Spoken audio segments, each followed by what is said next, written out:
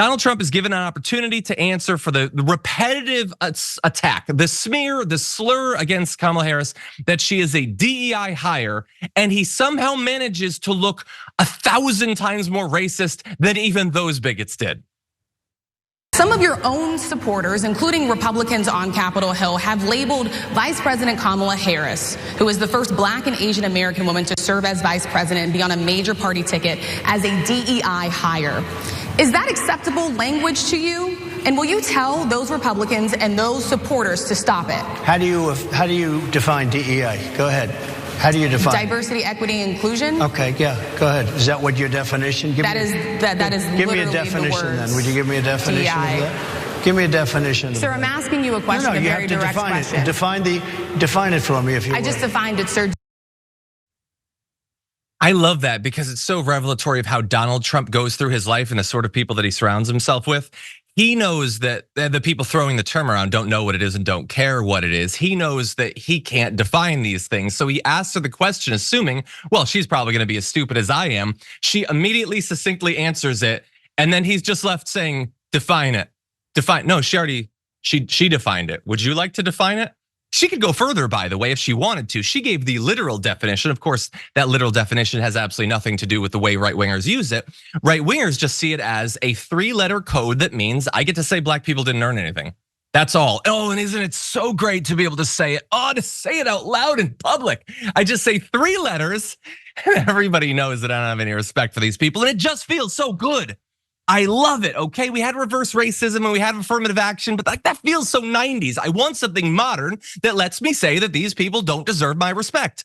And now we have it. That's the actual definition as right-wingers use it. But that said, as combative as that was, as humiliating as that was for Trump, it does get way worse.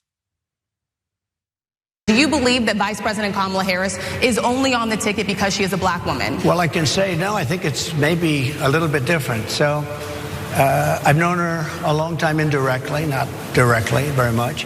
And she was always of Indian heritage, and she was only promoting Indian heritage. I didn't know she was black until a number of years ago when she happened to turn black, and now she wants to be known as black. So I don't know, is she Indian or is she black? She has always identified as a black woman. She went to a historically black college. I respect either one, but she obviously doesn't, because she was Indian all the way, and then all of a sudden she made a turn and she became a black person. Just to be clear, sir, do you believe that I think somebody should look into that too when you continue in a very hostile, nasty tone. Okay, so many varieties of racism there, and there's multiple levels to this. So I know you're familiar with the fact that he said this, but we're going to try to figure out some additional things here. So we want to be very clear. If you haven't already seen the fact checks, there's literally nothing to what he's saying. She didn't used to identify in one way and now identifies in a different way. There is literally none of that, okay? So that's level 1. Level 2, he doesn't think that there is. He's not mistaken, he's not confused. I mean, he's confused about a lot of things. He's not confused about that, okay? This is an intentional strategy. He came up for himself with the idea that I'm going to try to do to her what I did to Haley, what I did to Cruz, what I did to Obama. I'm just gonna do that again because I, as an elderly white man, get to decide what race you are, if you qualify for that race. And I'm going to reassure my base, it is always going to be acceptable under me as president, as me as figurehead of this party, for you to question other people's race. That's your job. You should be doing that. That should be your hobby. And you're gonna do it in a super aggressive and weird fashion. You're gonna even pronounce words weird. She became a black woman. She turned to black. You're gonna say it like it's like a word you just invented, like you made it up, okay? The entire thing is gonna be super creepy, super weird, but that's what you're gonna do. And that's what he's doing right there. He doesn't believe any of that. There's literally nothing to it. But what he does know is that the right will love this. Not necessarily majority of the country. I don't think this is gonna help him with independence or whatever, but his base is going to eat it up and they already are, and we're gonna get to that. But as evidence of this, despite all the pushback he's gotten, he's not backing off of this at all. This morning, he posted on Truth Social this picture of Kamala Harris with her family that says, Thank you, Kamala, for the nice picture you sent from many years ago. Your warmth, friendship, and love of your Indian heritage are very much appreciated. Well, dear God, I have to take back everything I said because she took a photo with her family at one point. And so that means you weren't black. You weren't black. Did you know that they only invented the concept of being biracial in the last 4 or 5 hours? And that it didn't exist before that, and so that there's no way that an old racist could have possibly known about it. I hate every part. I don't even want to joke anymore, okay?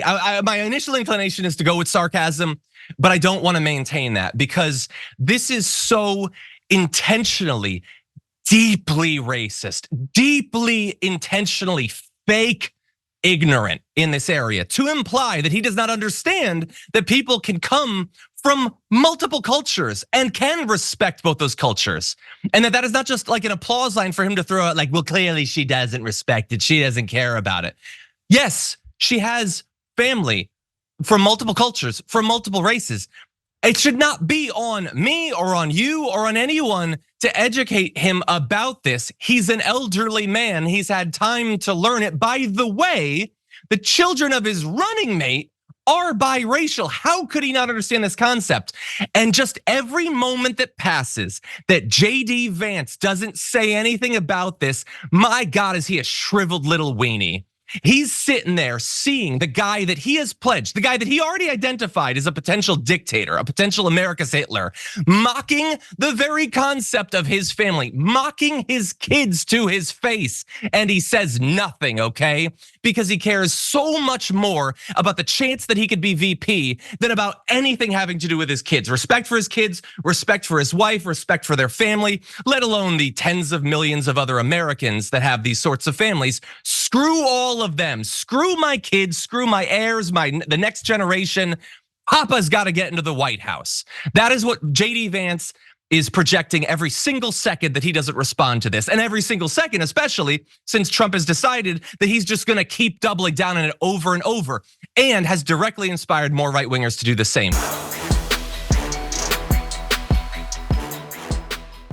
Members make a difference here at TYT. You help make the show happen and we see you in the chat with your loyalty badge. Click the join button to become a member today.